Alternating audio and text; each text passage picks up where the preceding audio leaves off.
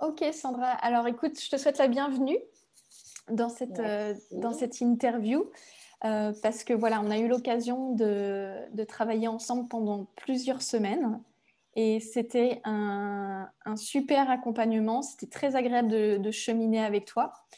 Et au cours de ce cheminement, il y a plein de belles choses qui ont pu se mettre en place. Et donc, c'était aussi cette volonté, ce plaisir qu'on puisse en discuter afin que tu puisses partager aussi, toi, ton parcours par rapport à l'accompagnement de la reliance amoureuse. Et, et si tu pouvais commencer à exprimer, qu'est-ce qui, au final, au départ, t'avait amené à venir vers moi pour qu'on travaille ensemble? Alors, moi, au début, bon, ben, ça faisait un moment déjà que je voulais travailler avec toi. Bon, par rapport au financement, j'ai dû attendre. Et puis, quand vraiment ma situation avait changé, j'ai dit, bon, ben, là, maintenant, c'est le moment. Et j'ai envie de faire cette expérience avec toi, Aurélie. Alors, ça a été compliqué parce que bon, ben, j'ai vécu une situation déjà avec mon travail où ça m'a mis en infériorité. Donc, j'ai perdu l'estime de moi, j'ai perdu, donc avec, ça a été tout un cheminement. Hein, on perd l'estime de soi, ça va pas avec son mari. Bon, avec mes enfants, c'était catastrophique. Donc, vraiment, c'était tous ces points négatifs au tout début. Et puis j'ai dit, il est temps de changer. Donc, j'ai voulu en fait travailler ben, déjà ma communication bienveillante, savoir demander, savoir mes besoins, savoir mes émotions. Pour moi, c'était important aussi de savoir ses émotions, en même temps en fait pour nous et en même temps ben, pour les autres. Le besoin de compréhension aussi, parce que bon, ben, on n'est pas, comme on dit, on est responsable de ses émotions, alors qu'on pointait toujours du doigt celui qui, ben c'est toi, c'est ta faute, mais pas la mienne. Mm. Mais c'est vrai que ça m'a fait comprendre beaucoup de choses.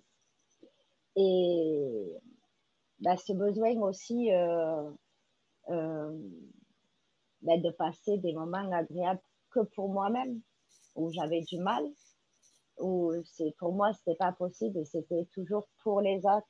Et moi, j'avais pas le droit. Ce gros lâcher prise, ce gros lâcher prise où vraiment ben, ben, qui aujourd'hui me fait du bien, justement.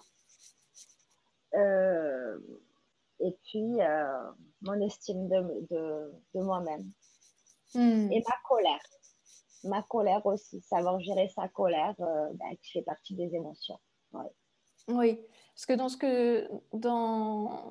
que tu me partageais au début, c'est la difficulté pour toi, c'est comme tu disais, hein, il y avait notamment la communication et aussi la gestion de la colère où c'était compliqué justement avec ton mari et tes enfants. Est-ce que tu peux nous dire comment ça se manifestait dans le quotidien avant l'accompagnement? Ben, par moment, en fait, je centralisais en fait l'action qui me mettait vraiment de suite avec de la colère, mais comme je ne savais pas gérer cette émotion, donc du coup, ça criait, je me fâchais. Euh, il y avait beaucoup de disputes avec mon mari, on ne se comprenait pas du tout. Avec mes enfants, ben, euh, je leur demandais pas du tout. Donc, pour moi, en fait, demander de l'aide, c'était compliqué. Pour moi, c'était toujours, c'est à moi de faire les choses et pas à eux de faire les choses. Donc, du coup, ben, par rapport à ça, ben, je me mettais énormément la pression parce que tout se reportait sur mes épaules, mais en même temps, je me mettais en colère. Donc, il n'y avait pas cette qualité euh, des moments de qualité avec mes enfants, des moments de qualité avec mon mari. C'était vraiment, ouais, je me rends compte qu'en fait, c'était tout sur mes épaules. Hmm. Ok.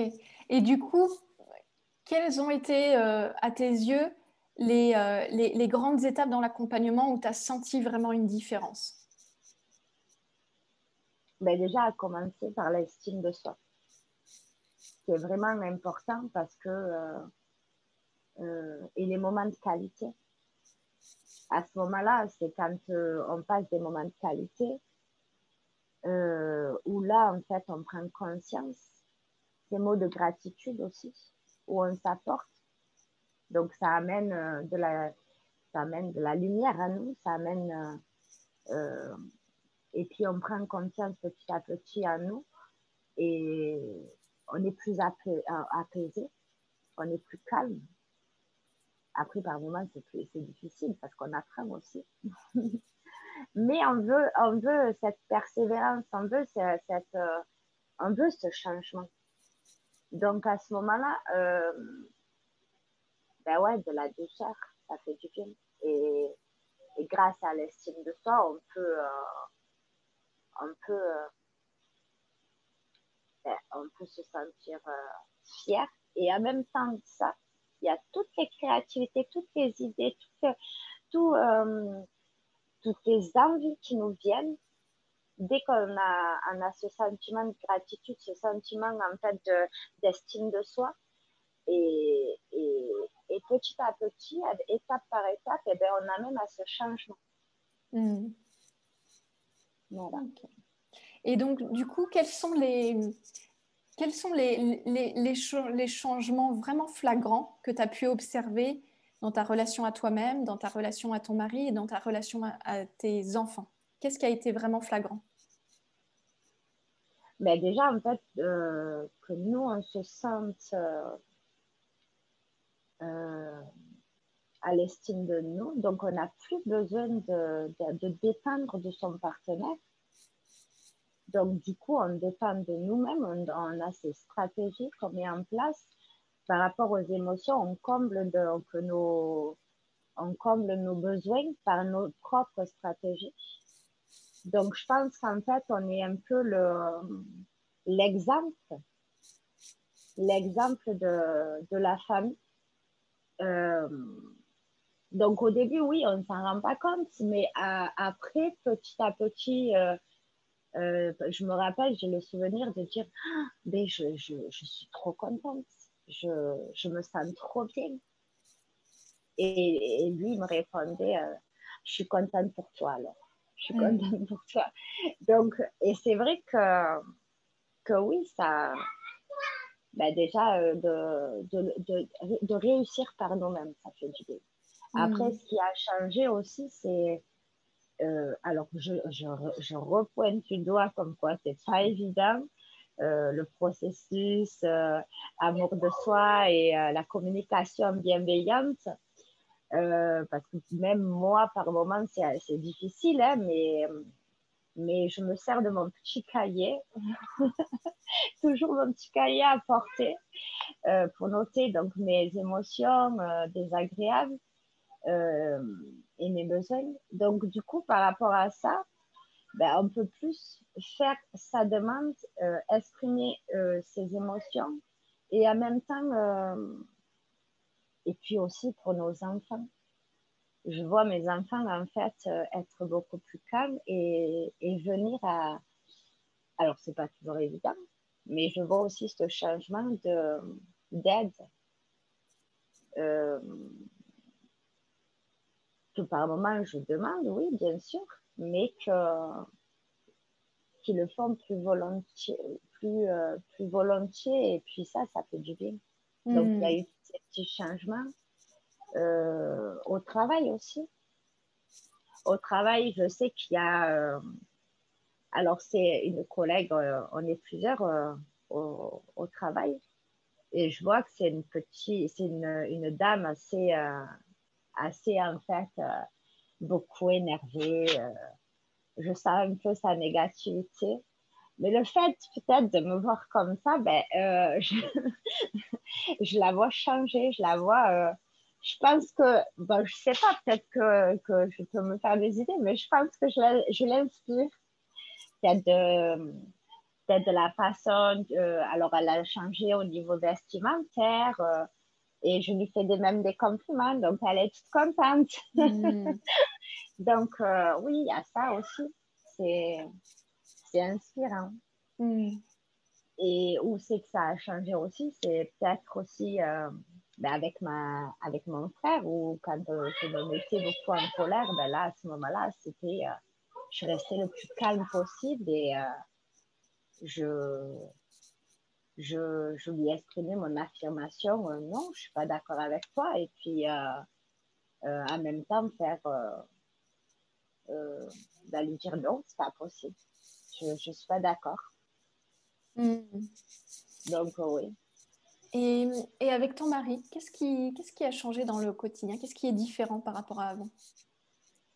Ben, plus de moments de qualité. Euh, alors, j'avais beaucoup de mal au niveau de, de la communication amour, comment on appelle ça? Sur les langages de l'amour? Sur le langage de l'amour, voilà. Mon mari il était plutôt comme ça, moi plutôt comme ça, donc du coup, en fait, j'avais vraiment du mal. Et puis, j'ai, je me suis rendu compte que avant de faire ce coaching avec toi, Aurélie, je ne savais vraiment pas je lui demandais, mais je voyais qu'en fait, ça n'aboutissait à rien. Donc, je me suis rendu compte que même moi, je ne savais pas quels sont mes besoins, quels étaient mes besoins plutôt. Et puis, en ayant cette communication avec mon mari, petit à petit, je, j'ai su quels étaient mes besoins. Donc, à ce moment-là, quand vraiment j'ai su quels étaient mes besoins, j'ai pu faire ma demande. J'ai pu, en fait, ma demande, mais clairement. Mm. Donc là, à ce moment-là, même si mon mari n'avait pas ce même langage de l'amour, ben, en faisant ma demande plus clairement, il a su, en fait, me faire ces petits moments de qualité pour moi. Et à ce moment-là, ouais, ça fait du bien. Mm. Oui, parce que ça, c'était quelque chose dont on avait beaucoup parlé, c'est que des fois, c'est au travers des actions où toi, tu te sentais le plus souvent aimé et que c'est ce qui te manquait dans la relation de couple et que tu as pu obtenir par la suite, c'est que toi, en prenant soin de tes besoins, en apprenant à mieux te connaître et te comprendre, ça a permis de mieux clarifier ce que tu voulais précisément et lui, ça lui a donné complètement une compréhension aussi de tes besoins qui étaient différentes et il a pu mieux répondre aussi à tes besoins pour que vous soyez tous les deux contents en fait de passer des moments de qualité ensemble. C'est ça, Mm. c'est ça. Et puis aussi, j'arrive mieux, moi, aussi à lui offrir ces moments de qualité. Mm. Donc, alors qu'avant, c'était plutôt, c'est l'homme qui doit offrir à la femme alors que non, lui aussi, il a besoin de ces moments-là. Lui Ouais, aussi, il a besoin de ces douceurs-là. ok. Donc, dans ce que tu me dis, c'est il y a plus de plaisir à vous donner mutuellement, à vous offrir mutuellement. C'est ça. Ok, super. Et est-ce qu'il y a quelque chose en particulier dans l'accompagnement que tu as apprécié? L'EFT, Mhm. qui, qui me suit au quotidien maintenant. Euh, L'hypnose. Et puis, il y a alors je ne sais pas si peut-être c'est ça, hein, mais je pense que oui, hein. Ça a été de redonner en fait aux personnes de mon passé leur programmation Mm. et de garder mes propres programmations à moi-même. Mm. Oui, donc Donc, c'est vrai que c'est dans ce que tu peut-être, dis, ouais, il y avait tout ce travail aussi de déprogrammation, reprogrammation qu'on a fait ensemble, de guérison des blessures aussi, et le fait de te transmettre des techniques comme l'EFT pour mieux gérer tes émotions, tout ça, ça t'a permis vraiment aussi de vivre une transformation intérieure en profondeur. C'est ça. Ouais, Oui. ok. Ok, super. Et disons que pour les femmes qui regarderaient, tu vois, ton témoignage pour s'inspirer et qui auraient éventuellement envie de faire cet accompagnement, mais qui se posent encore des questions, qu'est-ce que tu leur dirais à ces femmes-là, celles qui réfléchissent à l'idée de faire cet accompagnement? Alors, qu'est-ce que je leur dirais? Ben, c'est tout simple, c'est que sans hésiter, peut-être qu'on a cette appréhension de savoir en fait euh, euh, de savoir en fait, oui, mais je ne vais pas y arriver parce que ben, moi, pour l'instant, je suis dans ce programme, je n'y arrive pas.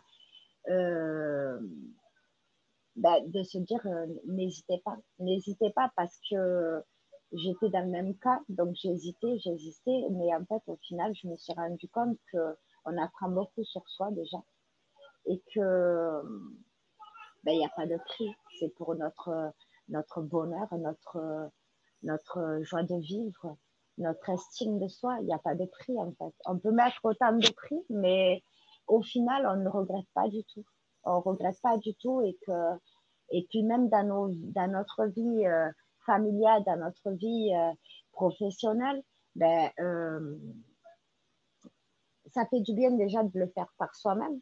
Alors, au lieu de dépendre par rapport aux autres, et puis il n'y a pas de prix. C'est juste en fait pour l'apaisement et le bonheur pour une vie en continu. Hmm. Oui, parce que dans ce que tu partages, c'est que à la base, on était là pour travailler aussi sur le fait de prendre soin de toi, de pouvoir te retrouver toi et aussi ben, travailler sur le couple. Mais au final, dans ce qu'on a pu voir, c'est que toute la transformation s'est jouée aussi sur la relation avec les enfants, la relation aussi avec certains membres de ta famille, la relation avec au travail aussi. Donc, c'est intéressant aussi de voir qu'à partir du moment où on prend cet engagement aussi de prendre soin de soi, ça affecte aussi tous les autres domaines de notre vie. C'est ça, Mm. c'est ça. Et ce que je conseille aussi, c'est de ne pas lâcher et de persévérer, de prendre ces petits moyens en fait pour que vraiment ça nous ancre, qu'il y ait un ancrage au quotidien, que ça se fasse après naturellement. Parce Mm. que je comprends les femmes qui, après un certain moment, se disent ah, mais mince, c'est compliqué, mais en même temps, il faut toujours persévérer. Ouais, la Voilà, persévérance est une clé. voilà, c'est ça. Super. Eh bien, écoute, un grand merci à toi, Sandra, pour ce que tu viens de partager, le beau partage aussi, toi, de ton parcours et de ta transformation bah, amoureuse, familiale. Et, euh, et je te souhaite une très belle journée et je te dis à bientôt. À bientôt, Ray. Merci. Bye. Bonne journée.